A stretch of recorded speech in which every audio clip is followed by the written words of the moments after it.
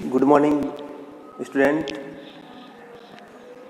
आज हम फिजिक्स का जो नया टॉपिक पढ़ेंगे।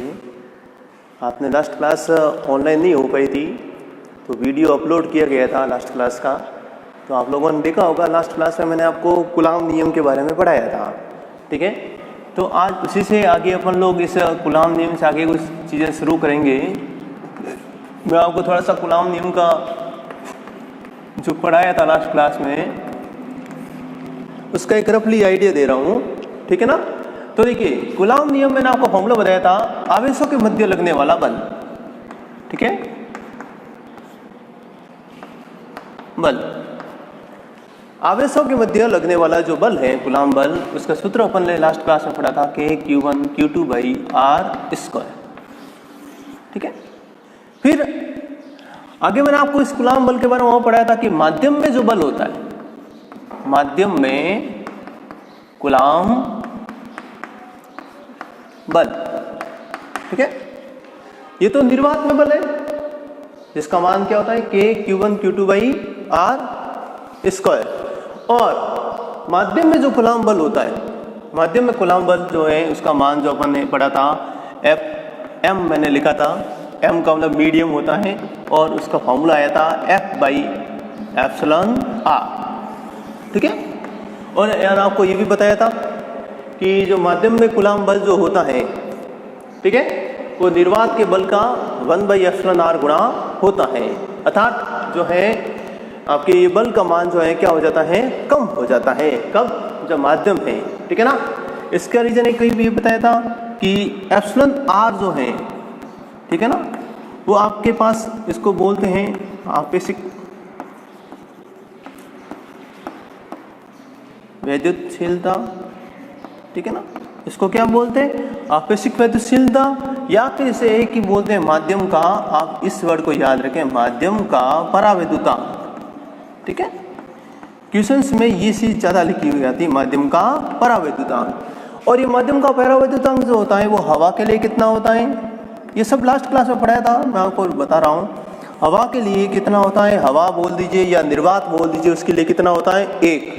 और ये जो बल है वो आपके धातुओं के लिए, या फिर बोलूं सुचालक माध्यम के लिए, किसके लिए? सुचालक माध्यम के लिए कितना मान होता है इसका? अनंत। कितना होता है? अनंत, ठीक है। ये लास्ट क्लास में पढ़ाया था। तो देखिए, निर्वात में बल, माध्यम में कूलाम बल F/εr। εr क्या है? आपेक्षिक वैद्युतशीलता, माध्यम का परावैद्युतांक जिसे कहते हैं, ओके। और इस परावैद्युतांक की वैल्यू जो है हवा के लिए कितनी होती है या निर्वात के लिए कितनी होती है? 1। धातुओं और सुचालक के लिए कितनी होती है? अनंत होती है, ठीक है ना। ये चीज है। अब देखिए आगे और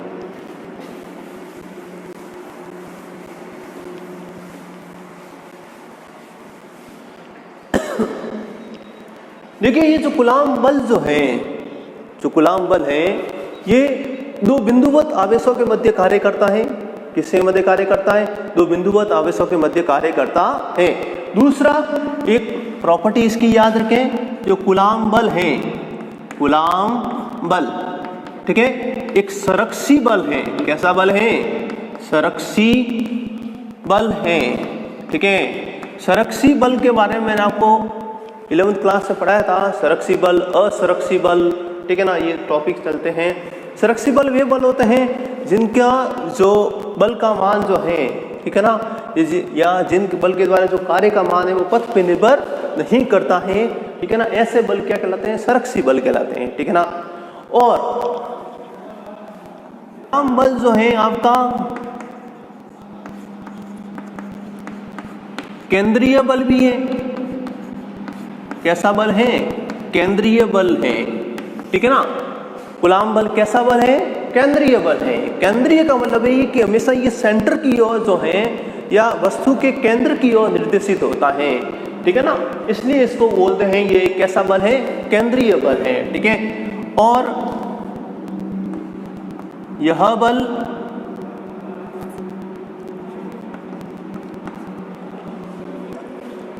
जो है जो नाभिक की परास होती है, नाभिक की परास कितनी है? 10 की घात -15 मीटर, ठीक है ना। तो उससे अधिक दूरी तक, यानी कि कहने को बोले यह बल 10 की घात -15 मीटर से कम दूरी पर लागू नहीं होता है। अब ऐसा क्यों कि 10 की घात -15 मीटर से कम दूरी पर यह कूलाम बल लागू नहीं होता है? अगर दो आवेशों के मध्य ये दो आवेश हैं, ठीक है ना, एक आवेश आपका Q1, एक आवेश आपका Q2, और इसके मध्य दूरी कितनी है बेटा? R। देखिए मित्रों, ये आपका Q1 आवेश, ये आपका Q2 आवेश, मध्य दूरी कितनी है? R। तो इनके मध्य जो बल लग रहा है वो बल का मान तो ये होता है F बराबर K Q1 Q2 बट्टा R स्क्वायर, ठीक है। अब एक चीज यहाँ पे ध्यान रखें, जो दूरी है आवेशों के मध्य जो दूरी है वो कम से कम इससे अधिक होनी चाहिए। 10 की घात -15 मीटर से क्या होनी चाहिए? अधिक होनी चाहिए। ऐसा क्यों? ऐसा इसलिए कि आप लोगों ने 11th क्लास में 4 बल पढ़ेंगे, मूलभूत 4 बल होते हैं प्रकृति में, मूलभूत, ठीक है ना। 4 प्रकार के बल होते हैं। कितने प्रकार के बल होते हैं? 4 प्रकार के बल होते हैं। और वो मूलभूत 4 प्रकार के बल हैं, उसमें से एक बल जो है आपका गुरुत्वाकर्षण बल पढ़ा था आप लोगों ने, दूसरा आपने पढ़ा था विद्युत चुंबकीय बल, ठीक है, और एक आपने पढ़ा था प्रबल नाभिकीय बल, और एक आपने जो पढ़ा था चौथा नंबर जिसे अपन कहते हैं दुर्बल बल, ठीक है। तो प्रकृति में जो मूलभूत 4 बल है, उस बल में से जो आपका नाभिकीय बल है, जो आपका नाभिकीय बल है, वो नाभिकीय बल जो है सबसे प्रबल बल है। कैसा बल है? ये वाला जो बल है सबसे कैसा बल है? प्रबल बल है। और इसकी एक ही बात जो है आपको याद रखनी है कि ये नाभिकीय बल जो है वो 10 की घात -15 मीटर की दूरी तक ही कार्य करता है, अर्थात नाभिक के अंदर कार्य करता है, ठीक है ना, नाभिक के बाहर कार्य नहीं करता है। तो 10 की घात -15 मीटर तक कौन सा बल प्रबल रहता है? नाभिक के बल, अर्थात किसी भी कणों की मध्य दूरी इतनी तक है तो उसमें कौन सा बल प्रभावी रहेगा? नाभिक के बल प्रभावी रहेगा। तो उसमें कूलाम बल क्या हो जाएगा? निरस्त हो जाएगा, या उसका प्रभाव जो है अपन को दिखाई नहीं देगा। इसीलिए कहते हैं कूलाम बल जो है वो 10 की घात -15 मीटर से कम दूरी पर लागू नहीं होता है, क्योंकि उसमें कौन सा बल प्रभावी हो जाता है? नाभिक के बल, ठीक है। और देखिए कुछ टाइप के क्वेश्चंस जो हैं आपके सामने मैं करवाता हूं। देखिए कुछ बेसिक क्वेश्चंस करते हैं ताकि आपको कुछ चीज समझ में आ जाए, ठीक है। अब देखिए बलों के बारे में कुछ और चीजें पढ़ते हैं।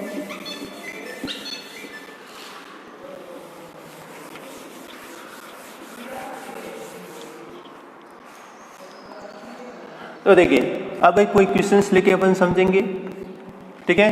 क्वेश्चंस आपके सामने ये हैं, आपको दे दिए गए हैं। यदि, ठीक है ना, Q1 Q2 is less than 0, क्या लिखा हुआ है क्वेश्चन? संबंध अच्छे ढंग से बचा। यदि Q1 Q2 लेस देन 0 हो तो इनके मध्य लगने वाले बल की प्रकृति क्या होगी? ठीक है। क्वेश्चन अपने सामने क्या है? देखिए बहुत सिंपल सा क्वेश्चन है, अपने लॉजिक पे जो है क्वेश्चन से बना है, तो आपके लॉजिक यहाँ पे क्या लग रहे हैं अपन लोग पता करेंगे। अपन को ये चीज दे रखी है, 2 आवेश है। क्या है यहाँ पर? 2 आवेश है। आवेशों का मान आपको नहीं दिया है, सिर्फ इतना सा बोला गया है कि आवेशों का जो गुणनफल है, आवेशों का क्या है, गुणनफल है। एक Q1 आवेश है, एक दूसरा Q2 आवेश है, और इन दोनों का गुणनफल जो है वो 0 से क्या है, कम है। 0 से कम का मतलब तो आप ये चीज तो समझते हैं कि ये वैल्यू क्या होगी, ऋणात्मक होगी। अर्थात Q1 और Q2 का गुणा कैसा है, ऋणात्मक है, ठीक है ना। अब देखिए इस चीज को और अपन अच्छे ढंग से समझते हैं। अपन को सिर्फ बल का मान नहीं निकालना बेटा, अपन को सिर्फ ये बोला गया है कि बल की प्रकृति क्या होगी। प्रकृति का मतलब यहाँ से ये है कि नेचर ऑफ फोर्स क्या होगा। नेचर ऑफ फोर्स का मतलब होता है कि ये बल आकर्षण प्रकृति का होगा या प्रतिकर्षण प्रकृति का होगा। आपको ये देख के पता करके आपको आंसर बताना है, ठीक है ना। तो यहाँ पे अपन चीज देखेंगे कि Q1 और Q2 का गुणनफल कैसा आ रहा है, नेगेटिव आ रहा है। ओके, अब देखिए आवेश अपन जानते हैं दो प्रकार का होता है, धन आवेश और ऋण आवेश। एक आवेश कैसा होता है, धन आवेश और ऋण आवेश, ठीक है ना। अब देखिए जब दो आवेशों का गुणनफल नेगेटिव है तो वो कब पॉसिबल है, ऐसा संभव कब हो सकता है, जब एक आवेश धनात्मक हो और एक आवेश क्या हो, आपका ऋणात्मक हो। तभी इन दोनों का गुणनफल क्या आ सकता है, ऋणात्मक आ सकता है। वापस बोल रहा हूँ, अगर एक आवेश, जैसे एग्जांपल ले लेते हैं, माना कि एक आवेश आपके पास कितना है, प्लस का 10 कूलम, ठीक है, और दूसरा आवेश मान लेते हैं कितना है, माइनस का 5, ठीक है, कूलम, ठीक है। अब आप लोग इसका गुणा करके देखें, Q1 Q2 का गुणा करके देखें, 10 और ये -5, आंसर कितना आया, माइनस का 50। क्या ये आपकी ऋणात्मक संख्या आई है, ऋणात्मक संख्या आई, तो क्या अपन यहाँ पे कह सकते हैं कि Q1 और Q2 का जो गुणा आया है वो 0 से क्या आया है, कम आया है। क्या मेरी बात आपको समझ में आ रही है, ठीक है। क्या मेरी बात आपको समझ में आ रही है कि Q1 और Q2 का गुणा कैसा आया है, जो है 0 से कम आया है, ऋणात्मक आया है। इसका मतलब है कि ये चीज तभी पॉसिबल है जब एक आवेश धन हो और एक आवेश क्या हो, ऋण हो। अच्छे ढंग से समझ ले, ठीक है। तो धन और ऋण, इसका मतलब है ये शर्त ये है, ठीक है ना, Q1 Q2 लेस देन 0, अर्थात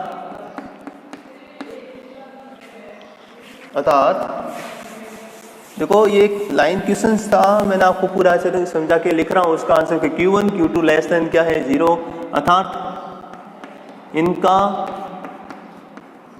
गुणनफल, ठीक है, ऋणात्मक, कैसा है, ऋणात्मक है, ठीक है। Q1 Q2 लेस देन 0 होता है, इनका गुणनफल ऋणात्मक है। यह तभी संभव है जब एक आवेश धनात्मक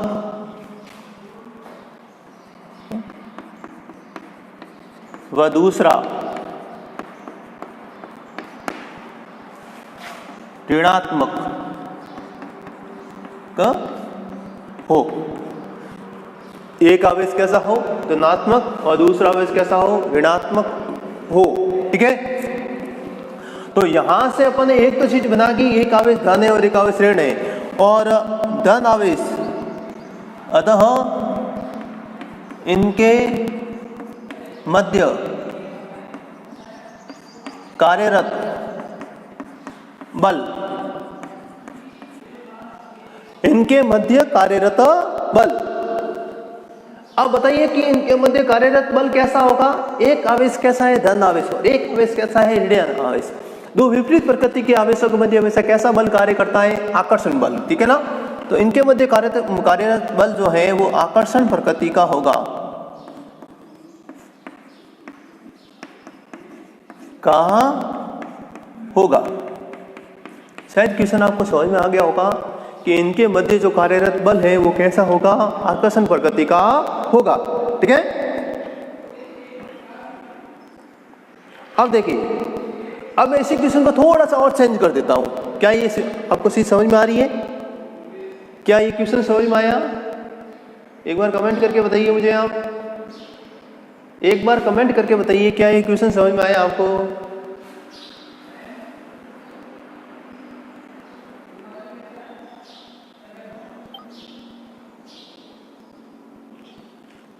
ओके, ठीक है। यश, तरुण, उत्तम राठौर, विकास कुमार, सभी ऐसे ही जुड़ते रहिए। देखिए ये जो ऑनलाइन क्लास हो रही है, ठीक है ना, जितनी कोशिश करें आप लोग इसको समझने की, अच्छे ढंग से बार बार देखते रहिए। अगर आपको कुछ डाउट है तो उसको क्लियर करते रहिए या बताते रहिए, ताकि मैं आपको वापस ही समझाता रहूँगा, ठीक है ना। लास्ट क्लास में आपको कह देता हूँ वापस कि ये लास्ट क्लास में बहुत सारी चीज़ें पढ़ाई थी, जो आपकी चीज़ें जो थी मैंने आपको ऑनलाइन नहीं पढ़ा पाया था क्योंकि कुछ प्रॉब्लम्स थी। तो मैंने एक वीडियो अपलोड किया हुआ है, आप लोग जाके देख लेना लास्ट क्लास का वीडियो, सब लोगों ने देखा होगा। मैं अभी क्वेश्चन को थोड़ा सा चेंज कर रहा हूँ। देखो अभी इसमें एक ही चीज़ चेंज कर रहा हूँ और आप मुझे बताएंगे कि इसका आंसर क्या होगा, ठीक है। आप मुझे सिर्फ इसमें एक चीज़ लिख के बताएंगे कि ये दोनों आवेश कैसे प्रकृति के होंगे, ठीक है ना, और इसमें बल का मान क्या होगा, कैसा होगा, आकर्षण बल होगा या प्रतिकर्षण बल होगा। अगर आप समझ पा रहे हैं मेरी बात को तो इसका मुझे आंसर देके बताइए जल्दी से।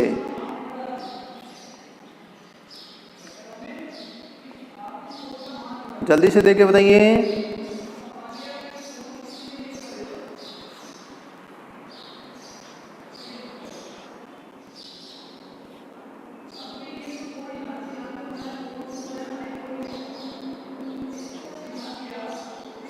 यस,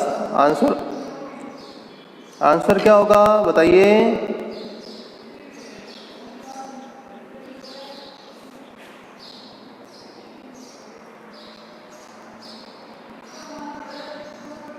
क्या बात नहीं हो रहा है?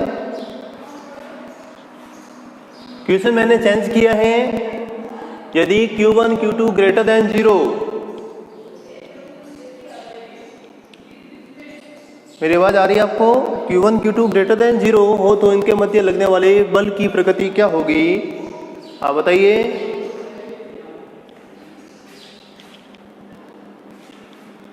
कमेंट नहीं आ रहे हैं।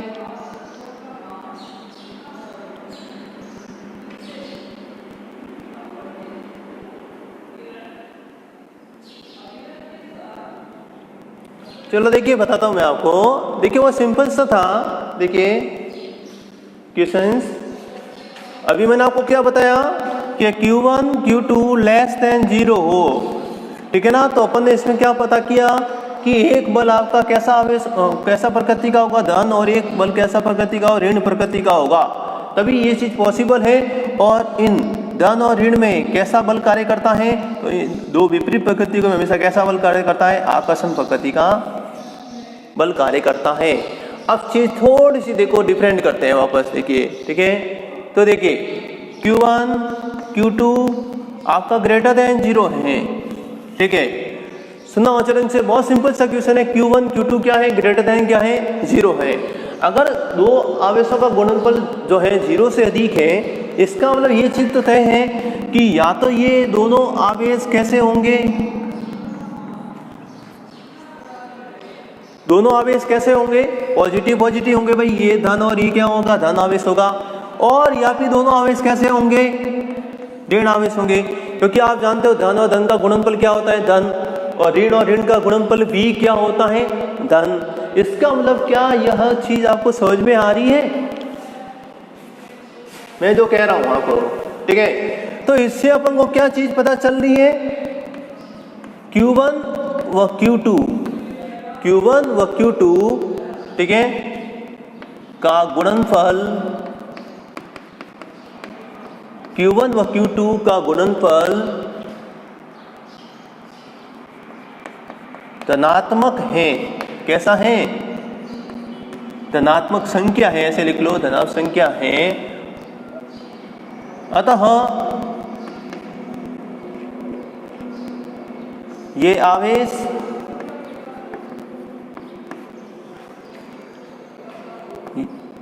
या तो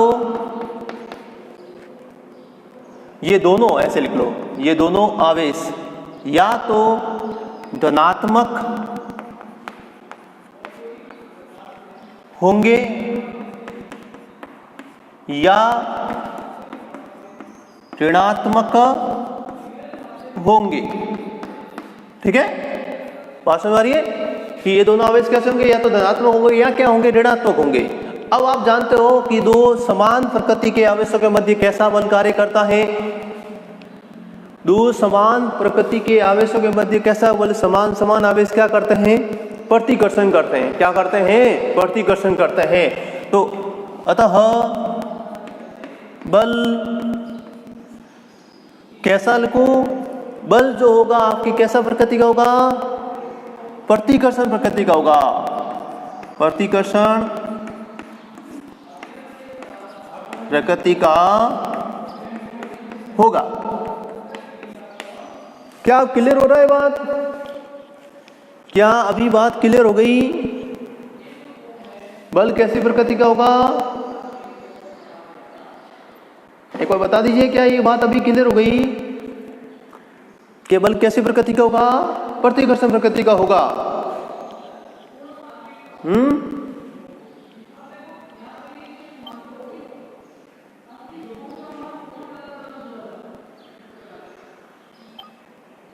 ओके, देखिए ये दोनों है, एक लाइन टाइप क्वेश्चन है, ये एक जनरल नॉलेज का क्वेश्चन आप समझ लीजिए।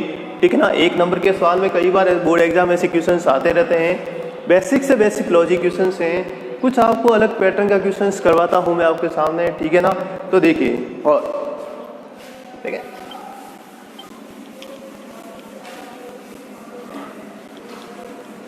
अब देखिए,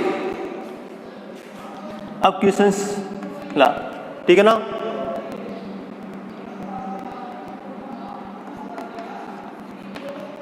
निर्वात में दो आवेश, निर्वात में दो आवेश 10 कूलम व -15 कूलम। ये C लिख रहा हूं, C का मतलब क्या है बेटा, C जो है आवेश का मात्रक है, जिसका मात्रक क्या होता है, कूलाम। क्या होता है, कूलाम। कूलाम बोलिए या कूलम बोलिए इसको, ठीक है ना। निर्वात में दो आवेश 10 कूलाम व -15 कूलाम परस्पर 10 सेंटीमीटर की दूरी पर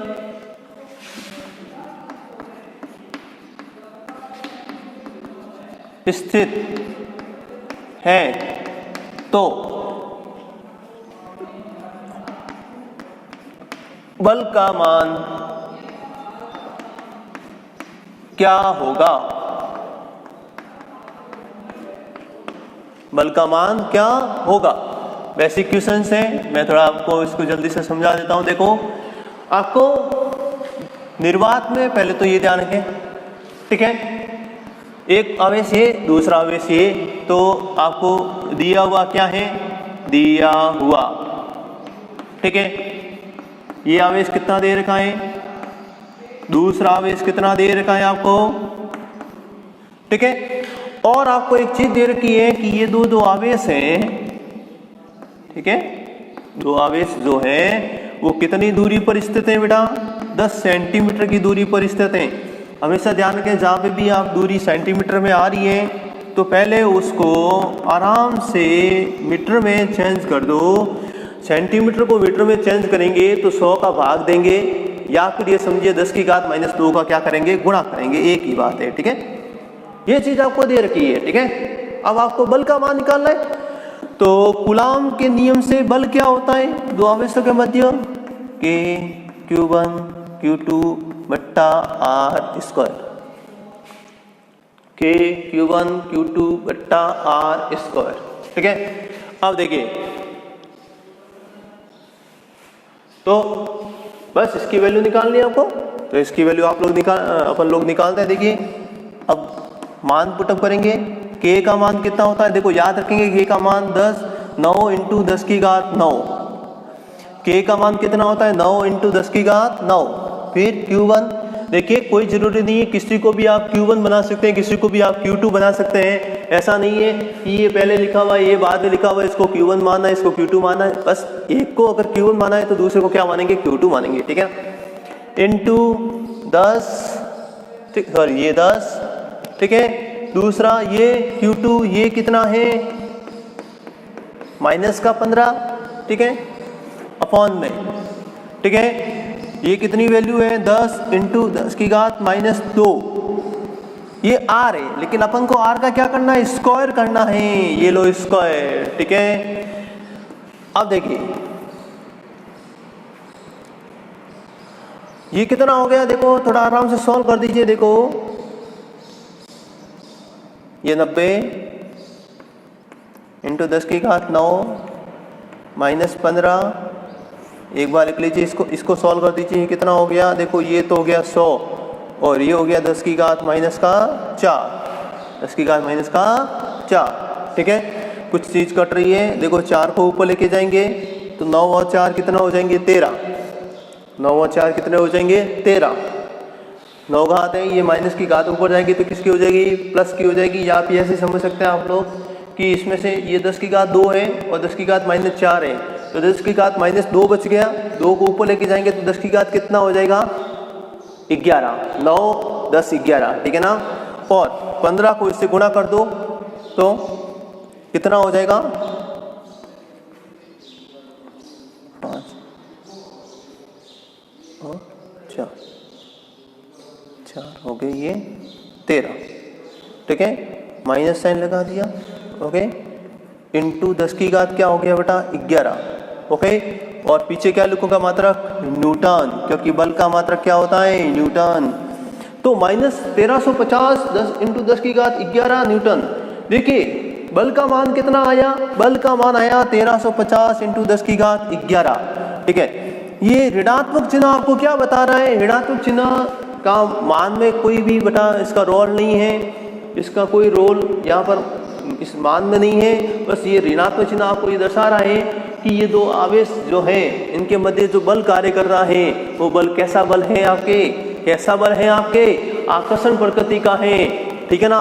तो आपको जब भी बल का मान ओके ऋणात्मक में दे रखा हो, बल का मान कैसा आ रहा हो, ऋणात्मक में आ रहा हो, इसका बल का मान कैसा आ रहा हो, ऋणात्मक आ रहा हो, इसका मतलब वो बल कैसी प्रकृति का होगा, कैसी प्रकृति का होगा, ऋणात्मक में आ रहा है तो वो आकर्षण प्रकृति का होगा। तो एक चीज समझ लें यहां पर, ओके। और अगर बल का मान धनात्मक आ रहा है, लास्ट में बल का मान कैसा आ रहा है, धनात्मक आ रहा है, इसका मतलब वो कैसी प्रकृति का होगा, बल की प्रकृति कैसी होगी, प्रतिकर्षण या विकर्षण भी लिख सकते हैं।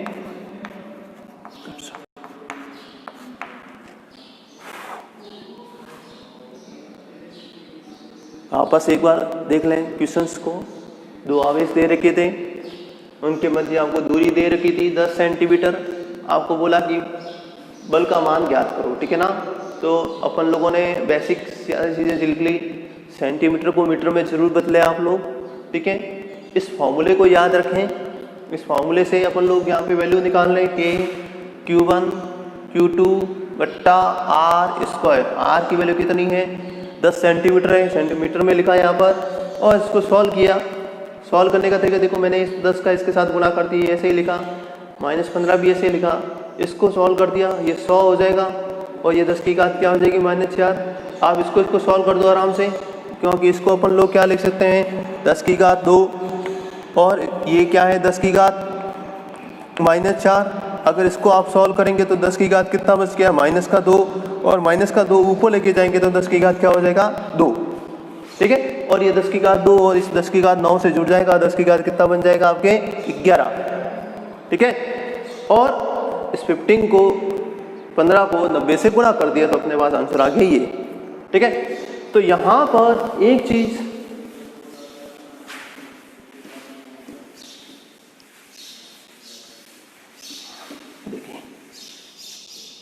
और देखिए किस तरह से, ठीक है। तो मैंने आपको एक चीज यहां से बताई, जो सी आप याद रखना कि अगर बल का मान ऋणात्मक आ रहा है तो वो कैसी प्रकृति का है? आकर्षण। अगर बल का मान धनात्मक आ रहा है, लास्ट में रिजल्ट आपका कैसा आ रहा है? धनात्मक आ रहा है, तो आपके दिमाग में एक बात क्लियर हो जानी चाहिए कि वो प्रतिकर्षण लिख लेता हूँ। कैसी प्रकृति का होगा? प्रतिकर्षण प्रकृति का होगा। ठीक है, ओके। ये चीज़ आप थोड़ा सा कंक्लूजन ध्यान रखें, हर चीज़ आपके लिए इम्पोर्टेंट है। अब मैं क्वेश्चंस लिखता हूँ आपके सामने। देखिए, यदि दो आवेशों के मध्य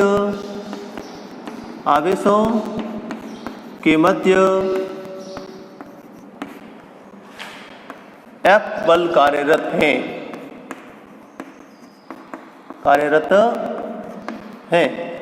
यदि दो आवेशों के मध्य F बल कार्यरत है,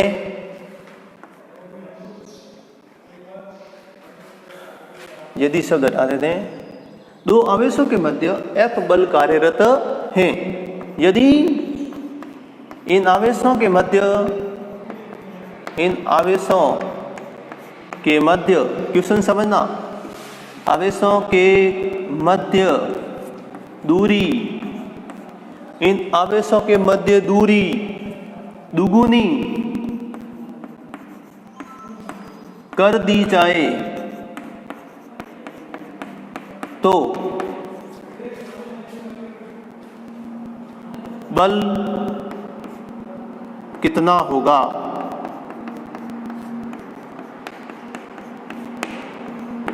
आप देखो क्वेश्चंस, ठीक है, एक लाइन का क्वेश्चन का आंसर है बस। ठीक है ना। क्वेश्चंस क्या है? दो आवेश है, आवेशों के मध्य बल कितना कार्य कर रहा है, आपको ये बोल दिया कि वो बल कितना है, F है। बल कितना है? F बल कार्य कर रहा है। अब यदि इन आवेशों के मध्य दूरी दुगुनी कर दी जाए, दूरी कितनी कर दी जाए? दुगुनी कर दी जाए तो बल कितना होगा? यानी कि दुगुनी करने के बाद अब बल का मान क्या रह जाएगा, वो आपको बताना है। ठीक है, तो आप लोग इस चीज़ को समझें अच्छे ढंग से। देखिए, बहुत सिंपल क्वेश्चन है ये भी। ठीक है ना। टिपिकल क्वेश्चन अभी मैंने एक भी नहीं करवाया आपको, बस ये बेसिक क्वेश्चन है, बेसिक्स। ठीक है ना, और बहुत ही सिंपल कॉन्सेप्ट पर भी है। ठीक है ना। एक ही फॉर्मूला कार्य करता है। देखो, आवेशों के मध्य बल का सूत्र क्या होता है, याद कर लें इसको। ठीक है ना, K/Q1 Q2 by R square. ठीक है ना। आपको इसको देखते हुए फॉर्मूला याद आ रहा होगा जो अपन ने 11th क्लास में पढ़ा था। ठीक है, गुरुत्वाकर्षण के अंदर। ठीक है, ये गुरुत्वाकर्षण के अंदर फॉर्मूला पढ़ा हुआ है, ये वैसा ही फॉर्मूला है जैसा ये फॉर्मूला है। ठीक है ना। वो दो द्रव्यमानों के मध्य कार्य करता है और ये दो आवेशों के मध्य कार्य करता है। ठीक है, अब बात करते हैं। देखो, आपको कह दिया गया है कि बल कितना लग रहा है, F बल लग रहा है। ठीक है ना। ओके, बल का मान क्या है, F। अब एक चीज समझो बेटा अच्छे ढंग से कि F, ठीक है, फॉर्मूला क्या है ये। ओके, अब मुझे एक चीज बताओ। ठीक है ना, मैं ये तो प्रारंभिक बल है, मैंने मान लिया दो आवेश हैं, इनके मध्य दूरी R है, ये दो आवेश हैं। ठीक है, मान लिया, और इनके मध्य दूरी कितनी है, R है। बल का मान क्या लिखूंगा, ये। अब आप इसको थोड़ा सा देखो, डायग्राम में समझें। दुगुनी कर दी जाए, ये लो मैंने दुगुनी कर दी, ये Q1 Q2 आवेश इतने रखें, इसको कितना कर दिया, दुगुना कर दिया। अब आप मुझे बताओ, इसके लिए तो ये फॉर्मूला लिखा, इसके लिए क्या फॉर्मूला लिखेंगे अपन लोग? इसके लिए फॉर्मूला लिखेंगे, देखो F, इसको डैश लिख लेते हैं, F डैश। ठीक है, क्योंकि F लिखूंगा तो वो बन जाएगा सेम नोटिस, तो समान नोटेशन हो जाएंगे, इसलिए अलग नोटेशन ले लीजिए। F डैश ले लीजिएगा, F1 ले लीजिए, कोई भी ले लीजिए। कि बल का मान क्या लिखते हैं, आवेशों का गुणनफल। ये लो आवेशों का गुणनफल, बट्टे में क्या आता है, दूरी का स्क्वायर। दूरी कितना है, 2r का स्क्वायर है ना। 2r का क्या होगा, स्क्वायर होगा, तो 2r का स्क्वायर होगा। अब इसको थोड़ा सा सॉल्व कर दीजिए, कि Q1 Q2 बट्टे में 2r का स्क्वायर, 2 का स्क्वायर कितना हो जाएगा, 4, और इस r का स्क्वायर क्या हो जाएगा, r स्क्वायर। ठीक है, तो F डैश कितना आया, K/Q1 Q2 बट्टा 4r स्क्वायर। क्या इसमें ये जो चीज है, ओके, ये जो चीज है, क्या ये चीज लिखी जा सकती है F? क्या इसको उठा के F लिख सकते हैं? तो अपने पास इसको उठा के F लिख सकता हूं, तो पीछे क्या बचा? बट्टे में 4। F डैश कितना आया? F डैश कितना आया? प्रारंभिक बल का 4/4 हिस्सा आ गया। 1/4 गुणा हो गया प्रारंभिक बल का। तो देखिए, अगर आप दूरी को दुगुनी करेंगे तो बल का मान कितना हो जाएगा? F/4। ठीक है। इसी क्वेश्चंस को आपको ऐसे भी पूछा जा सकता है कि यदि दूरी 3 गुणी कर दी जाए, ठीक है, तो 3 गुणी कर दी जाए। अगर तिगुनी कर दी जाए तो अपन लोग क्या लिखते? तिगुनी कर दी जाए तो अपन लोग ऐसे लिखते। 3 गुणा कर दी जाए तो अपन ऐसे करते। और इसका भी आंसर अपन लोग क्या लिखते? ये लिखते। ओके। और फिर अपन इसको हटा देते। ये तो क्या है? F। तो F बट्टा क्या आ जाता? क्या कुछ चीज समझ में आ रही है? F/9। तो अगर 3 गुणा कर दी जाए तो बल का मान क्या हो जाएगा? F/9। अगर 2 गुणा कर दी जाए तो F का मान क्या होगा? F/4। F क्या है? प्रारंभ मान। क्या समझ में आया क्वेश्चन? क्या ये क्वेश्चन समझ में आया?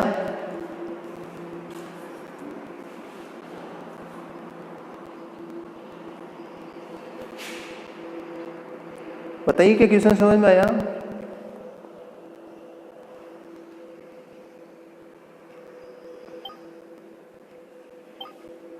ओके तरुण, अंगा सिंह, ठीक है। अब देखिए कुछ और क्वेश्चंस मैं आपके सामने पुट अप रखता हूँ, ठीक है। क्वेश्चंस देख लीजिए आप लोग।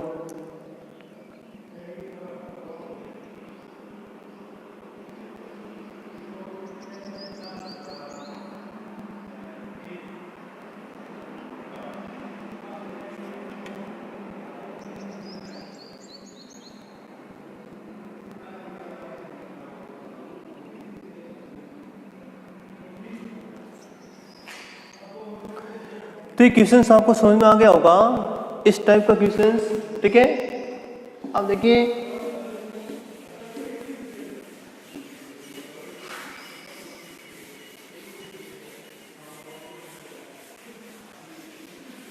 ठीक है, लास्ट क्लास आप लोग जरूर देख लें, ठीक है ना।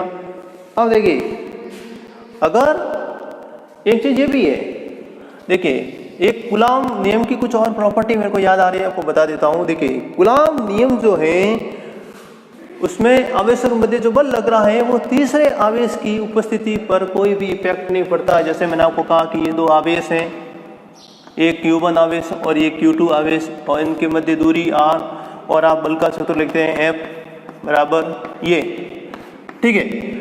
ओके, अगर अब चीज ये है, देखिए इस चीज को सुनना, कि अगर ऐसी स्थिति हो जाए, ये Q1 आवेश और ये Q2 आवेश, और मैंने कहा एक आवेश और है, ये लो बीच में और, ठीक है, ओके, और इनके मध्य दूरी कितनी है? R, ठीक है। अब आपको बोला जाए कि Q1 और Q2 के मध्य बल का मान कितना है, तो आप क्या फॉर्मूला लिखेंगे? क्या आप फॉर्मूला भी यही लिखेंगे?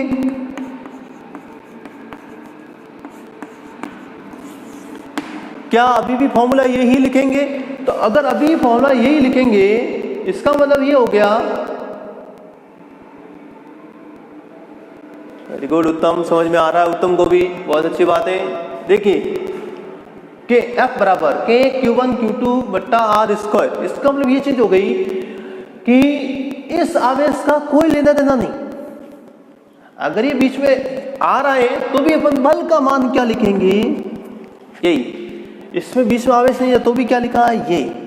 इसका मतलब 2 आवेशों के मध्य लगने वाला जो बल है वो तीसरे आवेश की उपस्थिति से कोई भी प्रभावित नहीं होता है।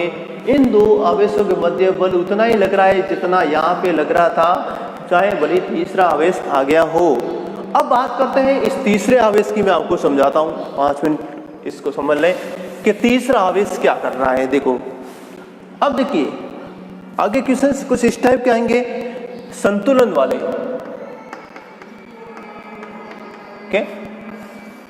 के निकाय संतुलन में है या नहीं है। अगर आपका आवेश संतुलन में है तो आप लोग जानते हो बेटा कि कोई भी चीज संतुलन में होती है, अगर संतुलन को इंग्लिश बोले इक्विलिब्रियम, अगर कोई भी चीज संतुलन में है, स्थायी है या स्थिर अवस्था में है, तो उस पर लगने वाले एफ नेट कितना होता है? 0। यानी कि बलों का परिणामी कितना होता है? 0। नेट फोर्स कितना होता है? 0, शून्य होता है। ठीक है, ओके। तो यहाँ पर एक चीज यहाँ पे ध्यान रखें, क्या Q पर बल लग रहे हैं? बिल्कुल बल लग रहे हैं। यहाँ पर इस Q पर कितने बल लग रहे हैं? तो आप बता सकते हैं कि सर एक तो इन दोनों के कारण बल लग रहा है और एक इन दोनों के कारण भी बल लग रहा है इसके ऊपर। ठीक है, तो अपन लोग अगर इसको x बोल दें, यहाँ से मैं इसको बोल देता हूँ x, तो ये मेरी कितनी हो जाएगी? r minus x. ये अगर मैंने x बोल दिया तो ये मेरी कितनी हो जाएगी? r minus x. अब एक बल आपका ये होगा इन दोनों के मध्य के हिसाब से, तो मैं क्या लिखूंगा? k q1 q2। q2 क्या है? q। q1 q2 क्या है मेरा? कैपिटल Q बट्टा r स्क्वायर। यहाँ पे r नहीं x स्क्वायर लिखना है आपको। एक बल आपका ये लिखेंगे अपन लोग इन दोनों के कारण, तो इन दोनों के कारण k q1 को इसको बोल दीजिए q, और ये q2 बट्टे में क्या लिखेंगे? यहाँ दूरी। देखो ये चीज जानते हैं, ये एक बेसिक फॉर्मूला है, ये जरूरी नहीं है कि हमेशा r की जगह r, q1 की जगह q, q2 की जगह q लिखा हुआ हो। बस उसका फॉर्मेट समझना है, उसका तरीका, और ये क्वेश्चन या सॉरी सूत्र को कैसे यूज करते हैं ये चीज आपको आनी चाहिए। ठीक है, तो यहाँ पर इस आवेश पर कितने बल लग रहे हैं? ये बल लग रहे हैं। ओके, अब ये आवेश जो है, ये आवेश, इस आवेश को मान लेते हैं ये इधर बल लग रहा है। ठीक है, कि समान प्रकृति के हैं, धनात्मक है, तो ये इसको क्या करेगा? प्रतिकर्षित करेगा। ओके, तो ये F1 मेरा इधर लगेगा, तो ये इन दोनों के मध्य जो बल लग रहा है वो किधर लगेगा? इधर लगेगा। ये मेरा बल कौन सा हो गया? F2 हो गया। ठीक है,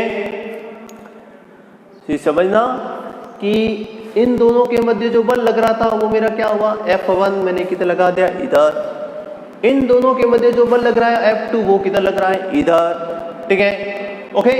अब ये इधर किधर लगेंगे ये डिपेंड करता है कि आवेशों की प्रकृति कैसी है। बस अपन मान के चल रहे हैं कि आवेश जो है समान नेचर के हैं, तो ये बल एक इधर लगेगा तो एक किधर लगेगा? इधर लगेगा। ठीक है ना। अब बात करते हैं कि अगर ये Q आवेश जो है, ये Q आवेश जो आपको दे रखा है, ये अगर Q आवेश अगर आपका संतुलन में है, संतुलन का मतलब ये हो गया कि जितना बल इधर लग रहा है उतना ही बल किधर लग रहा है? इतना लग रहा है। तो संतुलन की स्थिति